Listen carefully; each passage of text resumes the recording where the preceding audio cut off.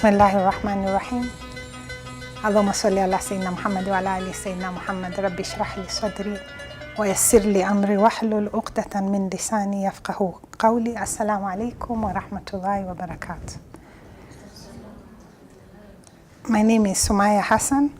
I'm the hostess of Aspire, and I'm very pleased to welcome all my visitors and guests to the show today. I'm very honored that we have a very nice mixture of guests today, representing different sectors from the economy, academia, as well as different nationalities. We have Kenyans, we have Australians in the house today, so I'm very happy to welcome all of you here today. Aspire is a show, as you see in our motto, in our logo, that says believe, act, and excel. The idea behind that is that Allah continuously tells us in the Quran, الَّذِينَ آمَنُوا وَعَمِلُوا الصَّالِحَاتِ. It is not enough to just believe, you must act. Acting without belief or believing without acting will not deliver us to the objective. The idea, as Rasul sallallahu alaihi wasallam told us, إِنَّمَا بُعِثْتُ لِأُتَمِّمَ مَكَارِمَ الْأَخْلَاقِ. The very best of character, the best of manners. He was sent to perfect good manners and perfect good character. How can we emulate that in our own lives? How can we perfect good manners and good character? How can we therefore not only believe and act, but how can we excel? That is the idea behind Aspire. And what we are aspiring for is Jannah. Before we can reach there, however, we live in this world. And there are ways in which we have to interact with each other, with the community around us, with the environment, with other creatures that Allah subhanahu wa ta'ala has created, including animals, as we seek His rahmah, His grace to get us into Jannah. So the idea behind Aspire is seeking personal excellence so that the community can excel. A community cannot excel unless the individuals in the community excel. And that is the idea. Each one of us must aspire to excel so that the community can excel. So today's topic, as far as the Aspire is concerned, is on education. And the reason behind this is that that is where it all began. The very first word was Iqra. And the theme for today, to help us plan for the future, we must first understand our past. So when we talk about education today, it is really setting the context. Where have we come from? When we say education, what is it about? What is our history as far as ilm in the Islamic civilization is concerned? And therefore, where do we go from here? And Iqra is not only about reading, but it really is about acquisition of knowledge in a much wider sense. Knowledge goes beyond reading. So when we talk about knowledge, when we talk about its acquisition, reading is one sense, but it goes beyond that. The condition, however, after Iqra, Allah told us, is Bismi Rabbika. You must read, but only in the name of your Lord. And if we read in the name of our Lord, and when we read as an ummah in the name of our Lord, the result of our actions was felt across the globe. And to this day, those institutions have stood the test of time. But those scholars, those Muslim scholars, their heritage was full of spirituality. And that is why we can sit here today, 700 years later, 1,000 years later, and talk about the impact of people who lived at that time. Because they didn't just read, they read in the name of their Lord. And we must constantly keep bringing ourselves back to that. Islam and knowledge are inseparable. You cannot separate Islam from knowledge. It is not possible. And if you try to do that, then you will see that there is a disconnect between what the religion is saying and what we Muslims or what Muslims are doing. Did you know that the word ilm in the Quran is the third most repeated word? Third most repeated. The first most repeated word is Allah. It is mentioned 2,800 times. The second most repeated word is Rabb. Rabb means sustainer. It is repeated 950 times. The third most repeated word is ilm. It has been repeated 750 times. And we know that one of the things Allah does to highlight importance of an issue is to repeat it. So the number of times that ilm has been repeated in the Quran tells us the high level of importance that it has been given. within Islam. The Prophet Muhammad sallallahu alaihi wasallam commanded us to do certain things, commanded the Ummah to do certain things as far as knowledge is concerned. He told us to seek knowledge from the cradle to the grave. It does not end.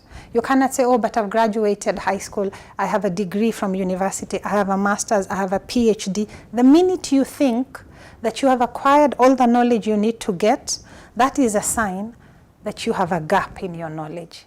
They never stopped learning. Knowledge does not end, from the cradle to the grave. He also then told us, seeking knowledge is a duty, faridatun ala kulli muslimin wa muslima. It is a duty upon every Muslim, male and female.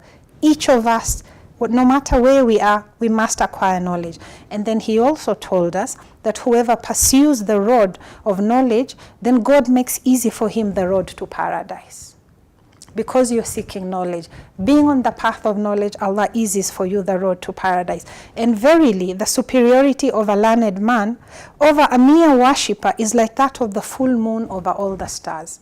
That is the difference of a knowledgeable, learned person over somebody who is a very good Muslim and is deep in worship but does not have knowledge. That is the difference. We must illuminate this world with our nur, and that nur comes from ilm. We were created to worship Allah, but the shuyukh tell us for us to be able to worship Him, we have to know Him. Ma'rifah.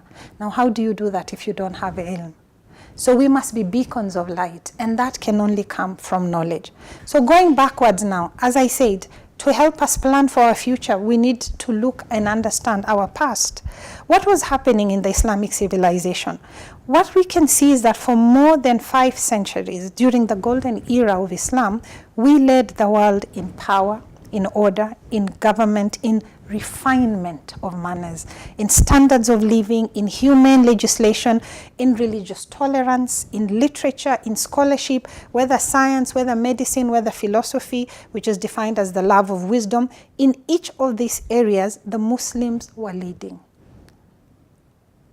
And in fact, it has been said that for more than 5 centuries, not only did we lead the world in science, but we were the only portion of mankind that were actively engaged in the systematic pursuit of knowledge. We didn't just read, we pursued knowledge, and we were very systematic about it. During the Great Cultural Awakening, this is after the rise of Islam in the 7th century, what you find is that Muslim scholars were gathering knowledge, they were gathering manuscripts, they were gathering literature from different parts of the world.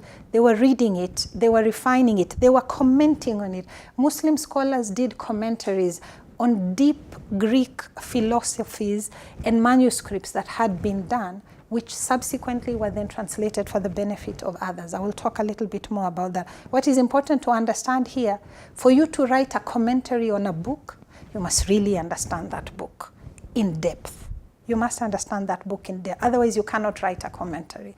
And the Muslim scholars were not just writers, they were authors. And you must understand the difference between a writer and an author. A writer is somebody who just writes. You can wake up one day, you dreamt something last night, you think you can write a good story, and you write. An author, on the other hand, is somebody who has authority. They know what they're writing about. Either they've studied it, they've learned it. They are somebody who has a certain level of qualification to write or speak about something. Hence, they become an author because they have authority. So these Muslim scholars were authors. They were not just writers. And they did commentaries on some of the most complex manuscripts and texts that had been done before them. One of the most distinctive aspects of Islamic civilization is that the mosque was the center of learning. This is one of the things that was there throughout the Islamic civilization. In fact, right from the beginning. Did you know, for instance, that the word jamia, and jamia is the word for university in Arabic, actually derives from jama'a, which is a mosque.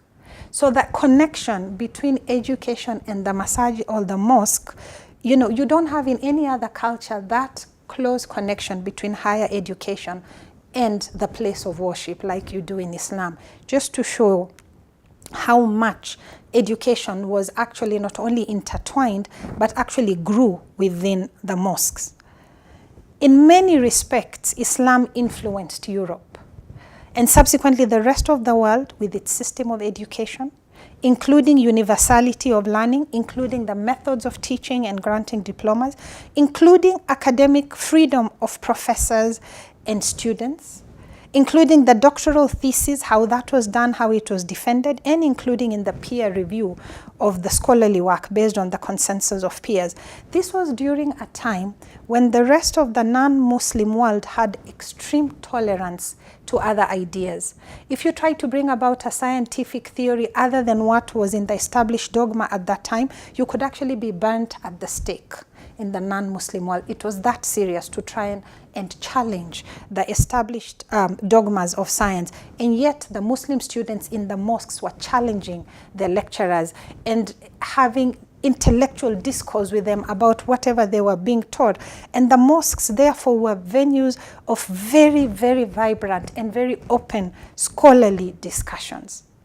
This influenced a lot of how this academic freedom taken from the Islamic model then found its way into modern day university. It found its way into how doctoral theses are being defended, where you can stand up to present your thesis and people challenge you intellectually. This is actually grounded in the Islamic tradition of education.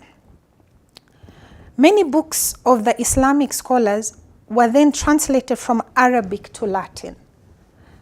And this actually formed the core of European education in the first universities. So if you look at some of the leading universities, including the University of Oxford, universities that were established in Europe, in the West, in the 12th to 13th centuries, the core of their curricula was from the Muslim scholars. This is where it came from.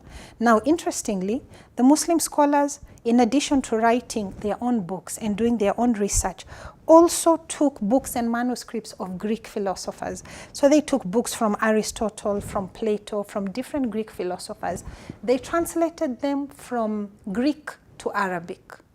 From Arabic, those were then translated to Latin, and this is how they then found their way into Europe from the Muslim world, and specifically from Muslim Spain, from Andalusia and the towns in Muslim Spain. So for example, the town of Toledo in Muslim Spain was one of the key centers of translation of scholarly works from Arabic to Latin. And a lot of the works of Greek philosophers, Plato, Galen, philosophy manuscripts by Ibn Sina, by Al-Farabi, by Ibn Tufail, Ibn Rushdi, including medical manuscripts by Ibn Sina and Al-Razi, were actually translated here. And from here, they were then taken into Europe. So what you'll find, for instance, the mandatory literature as far as medicine is concerned, the canon of medicine, was Ibn Sina's Al-Qanun fi al-Tib. That was the core literature and manuscripts as far as medicine is concerned, and this actually was then used in medicine studies in Europe for nearly 6 centuries. When we look at the Prophet's Mosque in Medina, this was a center of learning, and this really we can say was the first institution of Islam that had been established. And right from there, that was the tradition. The mosque was set up, it was a center for the community, it was a center of learning, it was a place of prayer, but it was also a place of religious instruction. It was a place for private reflection and retreat. People would retreat to the mosque to have private reflection and private retreat. It was a place for political discussions. The mosque was a place for community engagement. It was a place for receiving of visitors. And so the mosque was not just a musalla, the mosque was the center of the community. And education was at the heart of this. And we see in different parts of the Muslim world that this tradition continued.